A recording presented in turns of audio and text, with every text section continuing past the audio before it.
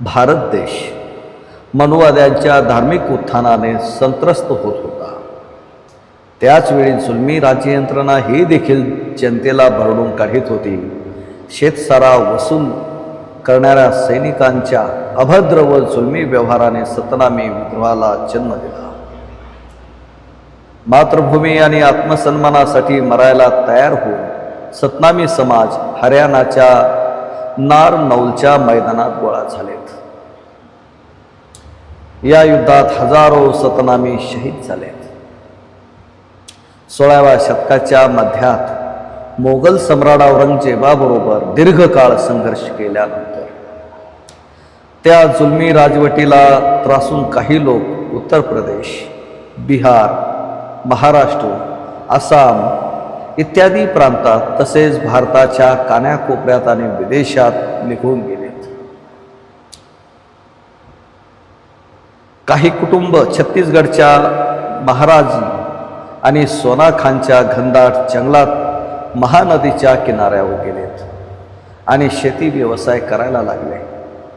तत्कालीन मनुवादी शासकांकरवी छत्तीसगडसहित पूर्ण भारत देशात अराजकता, आतंक, अंधविश्वास व शोषण चालू होते. अशा वेळेस 18 डिसेंबर 1756 मध्ये जिल्हा रायपूर, तहसील बालोदा, बाजारगाव, गिरौदपुरीमध्ये गुरु घासीदासांचा जन्म झाला. वडील महंगूदास, आई अमरोतींच्या प्रेमाने तसेच संघर्षशीलता, कर्मवीरता, अर्थचिंतन आणि श्रमपूजेने घासीदासाला गुरु घासीदास बनवले आणि वैचारिक व सामाजिक क्रांतीच्या मार्गावर पोहोचवले.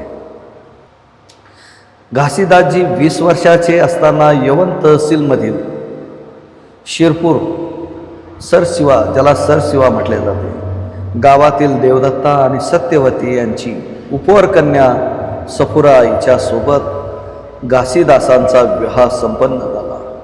विवाहाच्या 4 वर्षानंतर महंगूदासचे निधन झाले आणि कुटुंबाची पूर्ण जबाबदारी घासीदासजींवर आली.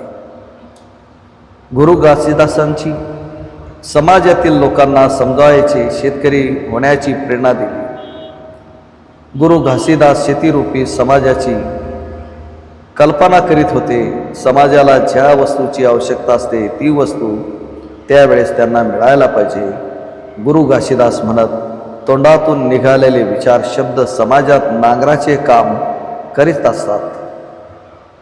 तोंडातून निघालेले विचार म्हणजे शब्द समाजात नांगराचे काम करत असतात आणि पिकांसाठी पडीक जमीन नांगर चालूनच तयार केली जाते. त्याचप्रमाणे विचार चालून गतिशील बनून समाजात उपयोगी कार्यकर्ते तयार करून सामाजिक ध्येयासाठी समाजाला तुतारी लावून जागृत ठेवण्याच्या हेतूने कार्य सुरू केले. जो समाज बैलाप्रमाणे जागृतीच्या अभावाने, जो समाज बैलाप्रमाणे जीवन जगत होता, त्यांना जागृत संघटित करून सामाजिक परिवर्तनासाठी गावोगाव फिरत होते. मनुवादी लोक गुरु घासीदासांच्या या कामाला मोठा विरोध करत होते. परंतु गुरु घासीदास म्हणत, जे कल्पना करतात आणि जे स्वप्न पाहतात ते त्याला पूर्ण करण्याचा प्रयत्न करतात. जे कामासाठी प्रयत्न करत नाहीत, स्वप्न पाहत नाहीत व ते काम यशस्वी शेतकरी किंवा समाजाचे कार्यकर्ते होऊ शकतील, असे सामाजिक प्रबोधन, वैचारिक मंथन आपल्या शेतीसोबतच समाजात करत होते. या कार्यामुळे कधीकधी घरच्या कामात दुर्लक्ष झाल्यामुळे पत्नी सफुरा चिडत असे. गुरु घासीदास घनदाट जंगलात छाता पहाड परिसरात गेले. तेथे रम्य वातावरणात एका पहाडावर ध्यान करायला बसले.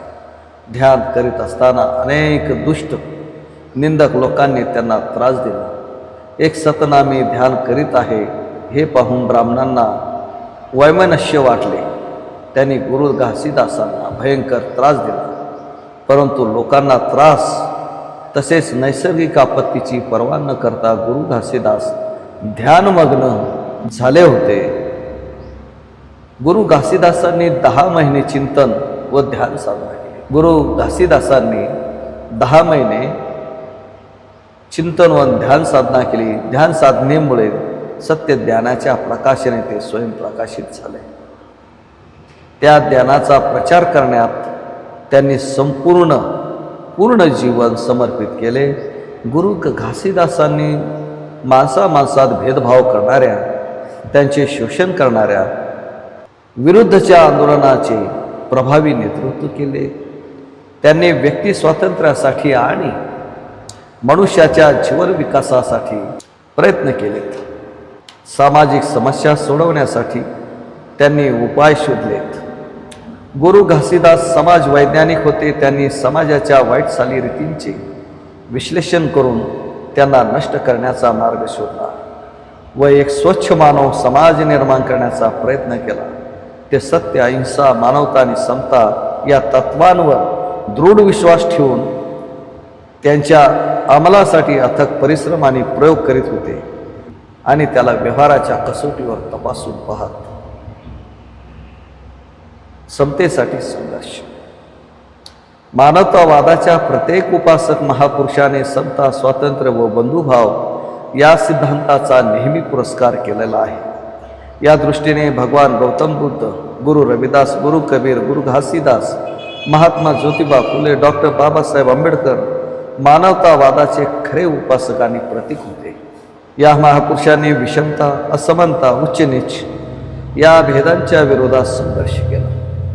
गुरु घासीदासांच्या काळातील सामाजिक परिस्थिती अत्यंत विषम होती. जाती व्यवस्थेच्या भिंती उंच करून समाजाला विभागून ठेवण्यात आले होते. लोक शेतकरी व शेतमजूर होते. याशिवाय जातीगत धंद्यामध्ये सुद्धा गुंतलेले गेले. लोक शेतकरी व शेतमजूर होते. याशिवाय जातीगत धंद्यामध्ये सुद्धा गुंतलेले होते. आर्थिक शोषणामुळे लोकांची परिस्थिती गंभीर झाली होती. गरिबी आणि भूकबळींमध्ये लोक जीवन जगत होते. गुरु घासीदासांनी मनुवाद्यांद्वारा तयार केलेली जाती व्यवस्था तोडण्याचे आवाहन त्यांनी केले. त्यांनी मनुष्य जाती या सर्वोपरी महत्त्व दिले.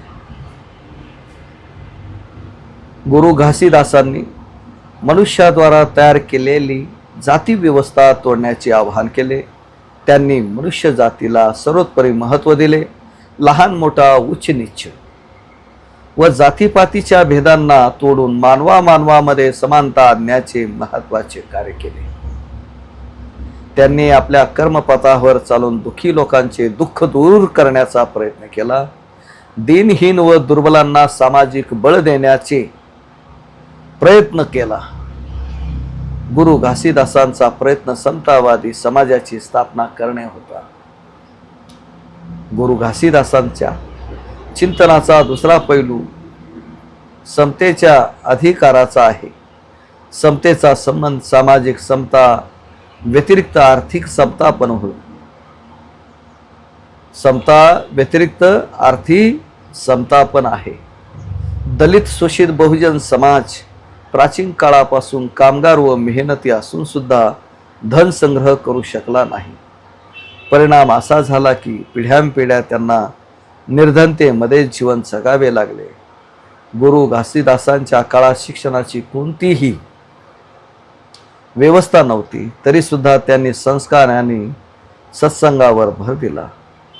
शुद्र सत्संग आणि संस्कार तसेच सदाचारण ग्रहण करून ज्ञानी बनू शकतो यासाठी त्यांनी आपापसात भेटीगाठी व एकत्रित बसण्यावर भर दिला. गुरु घासीदासांच्या वैचारिक क्रांतीने मनुवाद्यांमध्ये घबराट निर्माण झाली.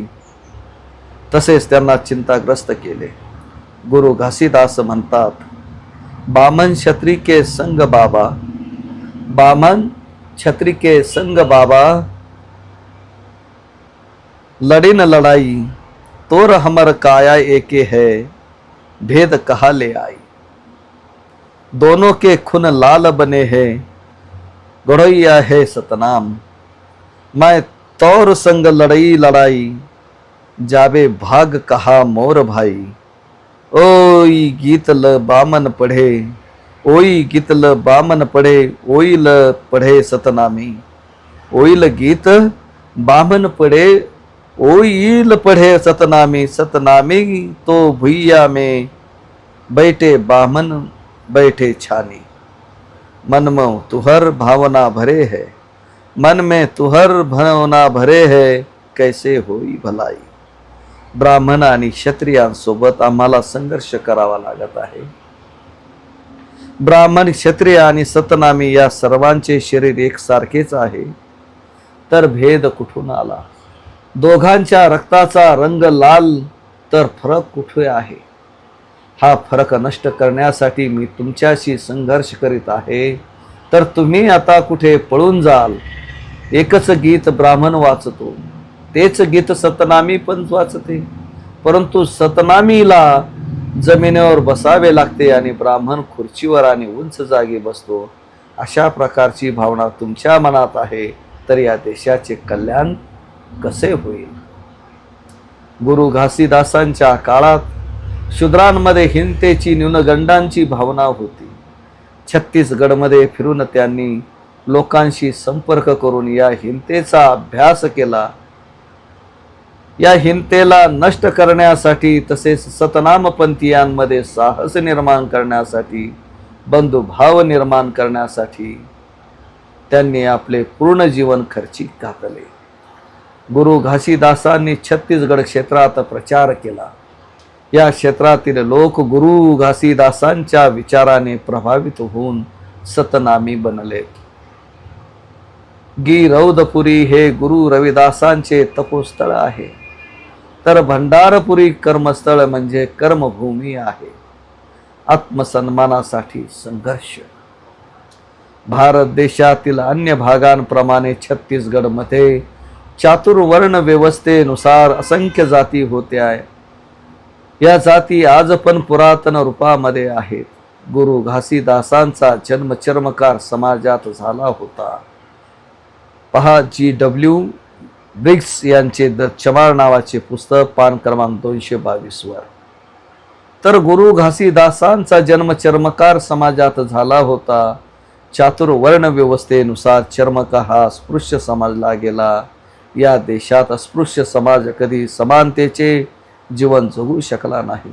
अस्पृश्य समाज इच्छा असून सुद्धा देखील एकत्रित येऊ शकला नाही। गुरु घासीदासांनी समकालीन सामाजिक परिस्थितीच्या अभ्यासाने निष्कर्ष काढला होता की जोपर्यंत बहुजन समाज विखुरलेला राहील, तोपर्यंत तो कधीही सन्मानाने जीवन जगण्याची योग्यता प्राप्त करू शकणार नाही। गुरु घासीदास संत विचारांचे होते, ज्ञानी होते, ते धर्मनिरपेक्ष होते, ते विराट व्यक्तिमत्वाचे धनी होते। त्यांनी जीवनदर्शन मानवतावादी दृष्टिकोनावर आधारित होते। त्यांचे ज्ञान हे कोणत्याही ईश्वराच्या रूपाला किंवा अवताराला घेऊन वाढलेले नाही। त्यांच्या ज्ञानात्मक संवेदनामध्ये मनुष्य जो नेहमी पीडित राहिला, दलित तसेच शोषित राहिला, त्यांचे दुःख त्यांनी माहिती होते, दुःख त्यांना माहिती होते। म्हणून गुरु घासीदासांनी आपल्या सामाजिक कार्याच्या वेळी जातपात, स्पृश्य तसेच वर्णव्यवस्थेचा पूर्ण शक्तीनिशी विरोध केला आणि सतनामाला मानण्याचा उपदेश केला। म्हणून सतनाम सतनाम सतनामची गुरु घासीदासांची आत्मसन्मानाची लढाई सतनाम पंथीयांपासून सुरू झाली होती। नंतर ती संपूर्ण बहुजन समाजाला सोबत घेऊन चालायला लागली। आत्मसन्मान प्राप्त करण्यासाठी गुरु घासीदासांनी संघटन शक्तीवर भर दिला। हा मित्रांनो, किती महत्त्वाचे आहे संघटन। प्रत्येक समाजात संघटन हवे। संघटन असल्याशिवाय वज्रमुठ पक्की होत नाही, मूठ आवळली जात नाही। म्हणून एक विचारधारा प्रत्येक समाजामध्ये असली पाहिजे, त्यांचा महापुरुष असला पाहिजे आणि त्या महापुरुषाची जोड फुले शाहू आंबेडकरी चळवळीशी असली पाहिजे। हा संगम झालाच पाहिजे। तर आत्मसन्मान प्राप्त करण्यासाठी गुरु घासीदासांनी संघटन शक्तीवर भर दिला. प्राचीन काळात भगवान बुद्धाच्या अनुयायांनी बुद्धम शरणम गच्छामी, धम्मम शरणम गच्छामी आणि संघम शरणम गच्छामी हे त्रिसूत्र देऊन संपूर्ण बहुजन समाजाला एक करून आत्मसन्मानाच्या लढाईमध्ये भागीदार बनवले होते. गुरु घासीदासांनी सतनामी बना, संघटित व्हा, संघर्ष कराचा नारा दिला होता. या नाऱ्याच्या मागे मुख्य उद्देश आत्मसन्मान प्राप्त करणे हा होता. म्हणून त्यांनी सतनामाला सर्वाधिक महत्त्व दिले. सतनाम समोर कोणत्याही संप्रदायवादी धर्माचा दुष्टपणा चालू शकत नाही. आता हा सतनाम सर्वोपरी आहे असे सांगून गुरु घासीदासांनी आत्मसन्मानाचा उपाय सांगितला. आजही बहुजन समाज आपल्या आत्मसन्मानासाठी संघर्ष करत आहे. जाती विरहित समाज स्थापनेसाठी संघर्ष. मनुवादी व्यवस्थेचे जाती व्यवस्था निर्माण करून मनुवादी व्यवस्थेने जाती व्यवस्था निर्माण करून संपूर्ण समाजाला हजारो जातीत विभागून ठेवले आहे. जोपर्यंत या देशात जाती आहेत तोपर्यंत समानता, सद्भाव व बंधुभावाची स्थापना करणे सर्वात कठीण काम आहे. जोपर्यंत जाती व्यवस्था आहे तोपर्यंत लोकशाही या देशात नांदू शकत नाही. स्वातंत्र्य, समता, बंधुत्व व न्याय हा लोकशाहीचा पाया आहे. हा पायाच या देशात नेस्तनाबूत झालेला आहे. गुरु घासीदासांनी जाती व्यवस्थेने पिडलेल्या लोकांना शोषणाला पाहिले होते. त्यांचा अपमान त्यांनी पाहिला होता. त्यामुळे त्यांचे मन दुःखी झाले होते. हेच कारण आहे की गुरु घासीदासांनी जाती व्यवस्था तोडून एक सुदृढ तसेच जाती विरहित समाज निर्माण करण्यासाठी अखंड प्रयत्न केला होता. गुरु घासीदासांनी सतनाम पंथाचे प्रवर्तक करून दलित वर्गातील सगळ्या जातींच्या लोकांना आपल्या पंथाची दीक्षा दिली. गुरु घासीदास निर्गुणवादी विचाराचे पोषक होते. गुरु घासीदासांनी सतनाम उपासकांना संघ तयार केला. त्यात एक सतनाम, एक जयस्तंभ आणि एका पांढऱ्या ध्वजाच्या खाली पूर्ण बहुजन समाजाला एक करण्याचा प्रयत्नात लागून राहिले. गुरु घासीदासांचा उपदेश. गुरु घासीदासांना ज्ञानप्राप्ती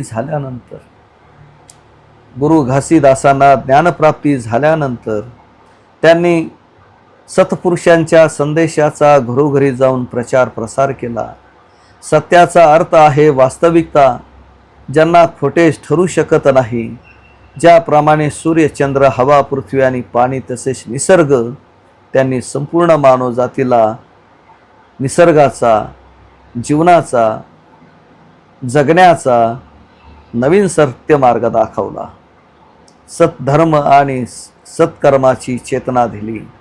एकता, प्रेम, अहिंसा, दया, करुणा, प्रज्ञाशील, परोपकार आणि आत्मसन्मानाचा प्रकाश दिला. ज्याला प्राप्त करून मनुष्य खरोखरच धन्य झाला. त्यांनी आपले संपूर्ण जीवन मानव सेवेत अर्पण केले. एकता, प्रेम, त्याग हे त्यांच्या जीवनाचे आदर्श होते. पशुबळी प्रथेला विरोध. गुरु घासीदास म्हणतात, सगळ्या प्राण्यांमध्ये एकसारखा जीव आहे. मनुष्य असो की पशु पक्षी, जंगलात पहाडात राहणारे असो की नदी तलावात राहणारे, मुंगीपासून तर हत्तीपर्यंत सर्व जीव समान आहेत. या जगात प्रत्येक प्राण्याला जगण्याचा हक्क आहे, अधिकार आहे. म्हणून त्यांनी पशुबळी प्रथेला विरोध केला आणि अहिंसेचा स्वीकार केला. भेदाभेद मानू नका या मूलमंत्राचा गुरु घासीदासांनी पूर्ण समाजात प्रसारित करण्यासाठी प्रयत्न केला. ते म्हणतात की मनुष्यात भेद होऊ शकला नाही. मनुष्याचा रंग गोरा किंवा काळा होऊ शकतो. प्रत्येक मनुष्याचे शरीर हाड आणि मांस यापासून बनलेले आहे. सगळे मनुष्य समान आहे. कोणीही उच्च नीच नाही. कोणीही लहान मोठा होऊ शकत नाही. मानवता धर्म आहे. ज्या धर्मामध्ये व्यक्तीला कोणतेही महत्त्व नाही, मनुष्यच मनुष्याला अपवित्र समजत आहे. ज्या धर्मामध्ये व्यक्तीला कोणतेही महत्त्व नाही, मनुष्यच मनुष्याला अपवित्र समजत आहे, ज्या धर्मामध्ये मानवता नाही, तो धर्मच असू शकत नाही. धर्माच्या नावावर कलंक आहे. धर्माचे स्वरूप तेच बिघडवित असतात जे धर्माचा आश्रय घेऊन आपला भोग, ऐश्वर्य आणि स्वार्थासाठी नेहमी प्रयत्नशील असतात. मूर्ती पूजेचा विरोध. गुरु घासीदासांनी सांगितले होते की भगवान ईश्वराला मानणे मानवाचा स्वभाव गुण आहे, जो निसर्गाच्या नियमानुसार नाही. ईश्वर निर्गुण आणि निराकार आहे. त्याची मूर्ती नाही, ती आम्हाला डोळ्याने दिसत नाही, परंतु गुण, कर्म आणि चांगल्या आचरणाच्या माध्यमाने त्यांच्या अस्तित्वाचा आभास होतो. जसे सुगंधामुळे फुलांना अस्तित्वाचा आभास होतो, तसेच अंधारामुळे प्रकाशाच्या अस्तित्वाचा पत्ता लागतो. यालाच त्यांनी सत्य म्हटले आहे. गुरु घासीदास म्हणतात, मंदिर वा माका करे जैबो, अपन घट ही के देव को मन ही बो. का अगरबत्ती पुडा पथराव चढवावो, का अगरबत्ती पुडा पथराला चढईबो, सागर पत्थराला सुगंध लेवल न देखियो. मंदिरात तुम्ही काय करायला जाता? आपल्या आतील जो देव आहे त्याचीच पूजा करा. अगरबत्ती आणि पूजेचे इतर साहित्य दगडाला का चढविता? कधीतरी त्या दगडाला फुलांचा सुगंध घेताना पाहिले आहे का? गुरु घासीदासांनी समाजाला जागृत केले की माझ्या बांधवांनो, आपण त्या मंदिरात का जावे जेथे आम्हाला मान सन्मान मिळत नाही आणि आर्थिक नुकसान होत असते. आपण त्या दगडाला अगरबत्ती का लावावी, ज्याला आपण कधी पण सुगंध घेताना पाहत नाही, परंतु आपल्या आत्मसन्मानाच्या रक्षणासाठी सतत ज्ञानाला तर्काच्या कसोटीवर परीक्षा करून आपल्या हृदयात शोधा.